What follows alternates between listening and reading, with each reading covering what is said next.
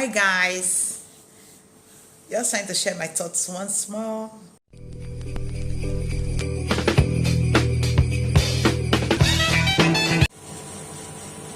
So from where I am, you can see that the city is beautiful. Most times cities are beautiful from when you are from heights and you're viewing them, they usually come beautiful. You can see a good network of road from here. Coming to where got me thinking, like, what determines where somebody lives in the whole world? What even determines your nationality? You find yourself being born, like somebody like me. Okay, I was actually born in Benin, but you find yourself growing up in Sapele, and we just got used to that Sapele. Although we love going out and stuff like that, but I just use it's just like our comfort zone. And no matter what has been said about that town, we live there and we just manage it. We are able to cope there. We grew up there. It's our town. And as much as one would have loved to relocate, you just keep wondering what determines. I always admire people that can relocate. I admire them. It's not easy for you to just leave your family, your friends, your comfort zone, or your environment and move to a new city and start a new life. It's not easy, but it's good. It's good. And what actually are the factors that determine all this? That is the question I'm asking. Take for instance, a lot of Nigerians, they have this idea of relocating abroad, and even the abroad in its own self. I keep wondering, what determines the country you are going to abroad? Is it actually better for everyone that relocates abroad? Those are some of the questions that we ask ourselves. So being born in Nigeria, for instance, and relocating abroad, you have just changed a whole lot of things. You have changed the course of your life, perhaps your children's life, and maybe you have actually left family here and they miss you or stuff, but you have actually changed a whole lot of things. And what also determines one's nationality? What determines the fact that maybe a parent of yours got married to a white man or woman, as the case may be, and you come out as an half caste, or you come out as like a pure Nigerian, your two parents just things like that. So the whole world is like one big mystery, and at some point it looks like it's in your hands. It's something that you have to do yourself, you have to decide on. So I came to Owerri yesterday and I just realized there are people that live here. Perhaps all their lives they have lived here. They have not gone out of Owerri before. They cannot even comprehend living their comfort zone. And many other things. I thought of myself. I grew up in a small town, Sapele, and things like that. Basically, the point I'm trying to make is that there are certain things that we did not decide for ourselves. We just found ourselves as Nigerians, perhaps. Even as Nigerians, there are still different levels. Some were born with a silver spoon. They were born in Lekki, Banana Islands. Others were born in a village, Bukurusu village, for example, like a very thick village. And for one, when you were born in such environments, it determines a lot about the course of your life. Some environments can just favor your lifestyle, it's favorable, and you just continue in that light. But when you are born in some other areas and it looks disadvantaged, in quotes, what happens? Are you going to stay disadvantaged? Are you going to take responsibility and do better? That is a very big question that individuals answer. I think that is one question they answer and makes them to move from one location to the other. My dad, for instance, was born in a very remote village, very remote. There were no schools, there was no roads, no lights. My dad was taking canoe to school. At least he had the opportunity. He was taking canoe to school and things like that. But he came out a very polished and cultured person. So things that could possibly make one relocate, I think there are several factors. One could be in search for something better in terms of finances, like so in search of greener pastures. I think is one of the main reasons that people relocate. I think it could even be the major reason, but there should be other reasons, like it could be marriage. Well, nowadays people meet online and they get married and you have to move, or they meet anywhere. You can meet your spouse anywhere and decide to move. I remember meeting a couple and it was really interesting. The lady works in Benin, the husband works in Asaba, and the husband lives in Warri. So both of them, I would say they live in Warri. Monday morning, while the lady is going one direction for a job, the husband is going another direction. So they meet weekends. So that is just, by the way, that is amazing. So that is one thing that can affect like your movement. Being that your spouse is somewhere, they say where your heart is, where your treasure is, that is where your heart is. So you find yourself giving up your comfort zone for marriage.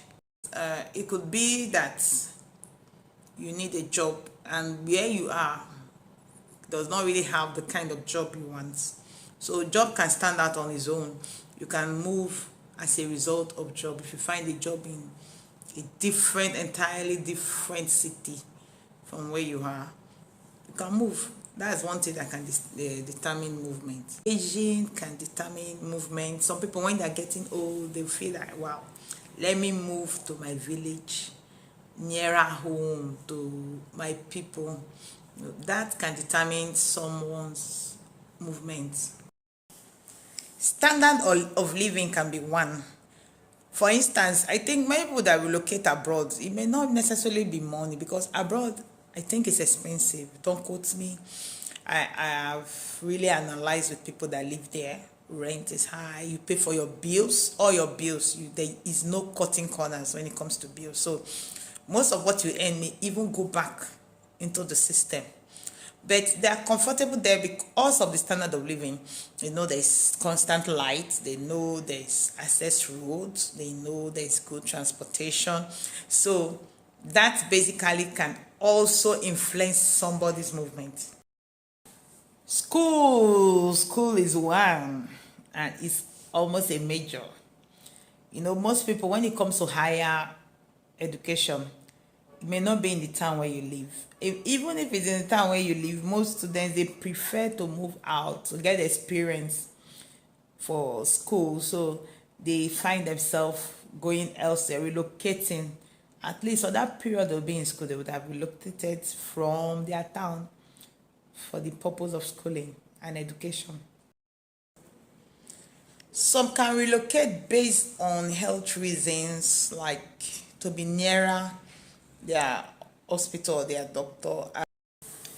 Again, in ministry, you see pastors relocating a lot, especially in ministry where you are a full-time minister. You can just be transferred from one location to the other. Then you don't really have a choice. It's where the work takes you to, the ministry takes you to. So you can call it work, but it's ministry basically, not work. It's different from work. Because some of those pastors, I don't know, maybe they are not being paid. It's possible, or they are not. It's not because of job. Maybe if they have to work, they'll be paid more. But they've been called to service. So ministry is one way, one thing, one aspect of life that moves people, that makes people relocate. In all, what is all this movement about? One of the ways you can learn is by traveling. I learn a lot from traveling. I like to see places, new things. You see different people with different culture.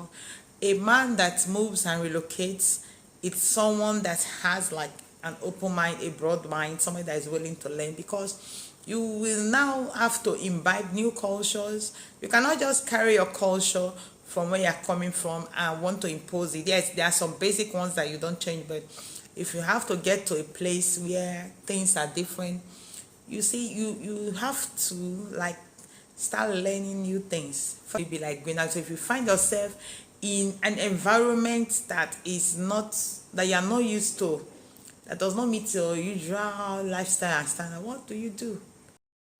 Well, you have to blend with the lifestyle. So traveling and relocating in itself is education. I've met someone that has relocated a lot, and the children can speak several languages. Affect somebody when they relocate is the language barrier. You may have to learn the language of the new place you are going to. Those going abroad, they check that. Is it a Spaniard country? Do they speak English? Is it French? You know, they consider all these things when they are moving. And some people even learn the language even before relocating, so that language will not be a barrier when they move. Again, you meet their food. You see that the food varies. Like the religion can come in. There are some places that they are tending towards a particular religion. So that religion thing can also affect their dressing, how they dress, you know. Culture to affect how you dress. Do they accept trouser? Do they? Yes. Sometimes it could just be traveling, not just making it permanent. When you relocate, you have made it permanent, like you have moved completely to that new place. But also traveling is good.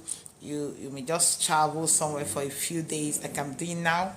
You just kind of try to see the place, get knowledge of the place, see the people, how they behave. Sometimes you can learn and buy or borrow some of all these things to improve yourself.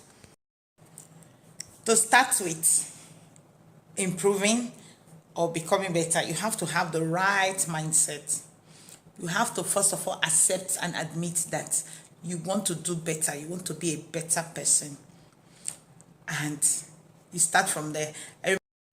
The same way negative people can influence one, also you can be influenced positively.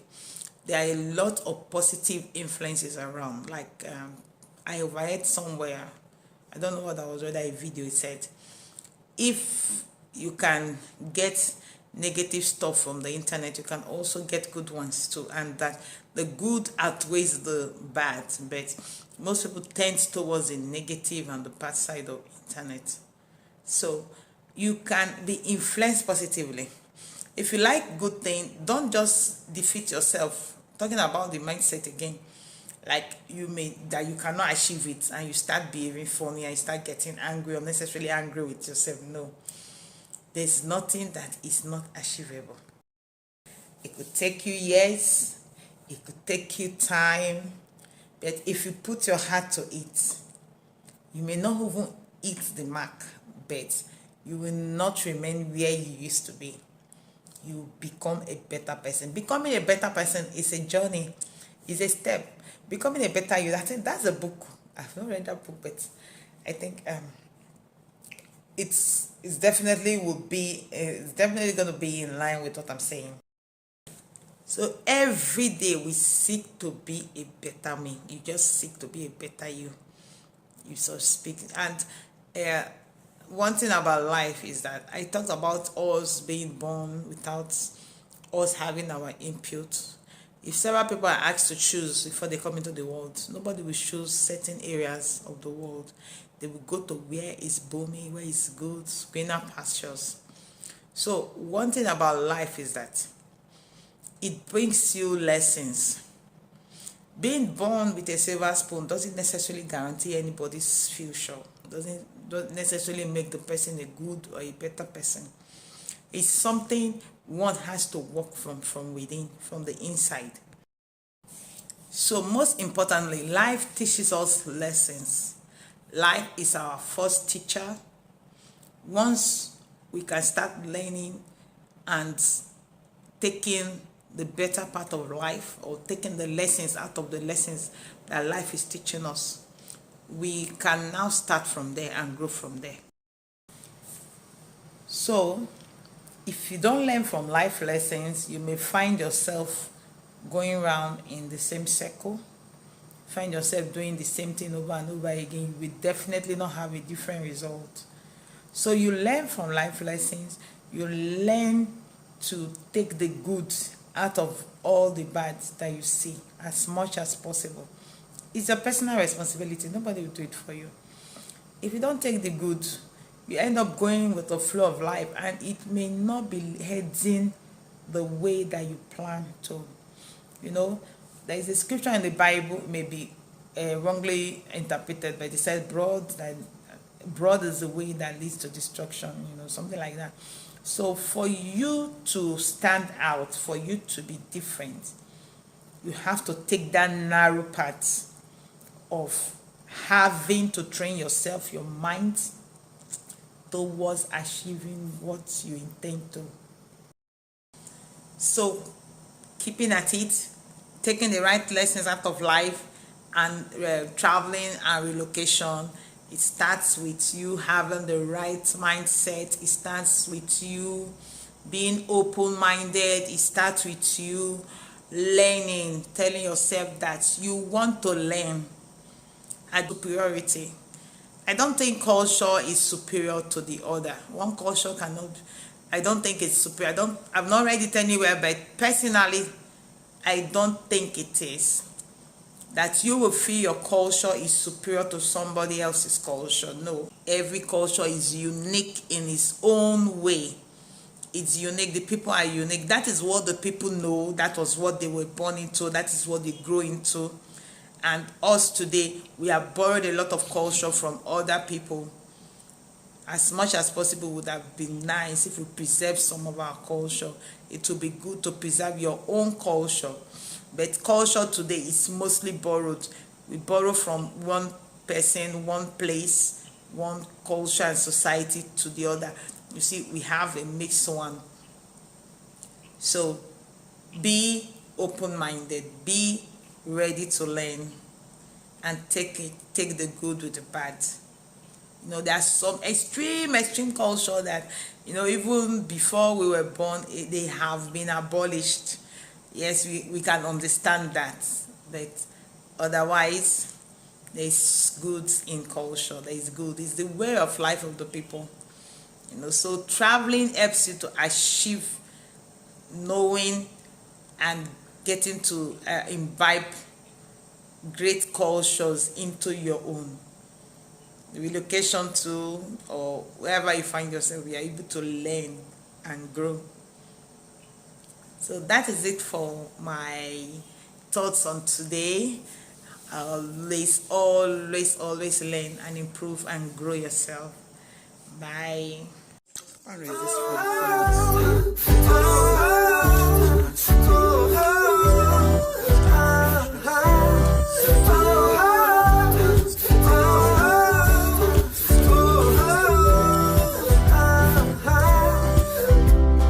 This is the right place for you.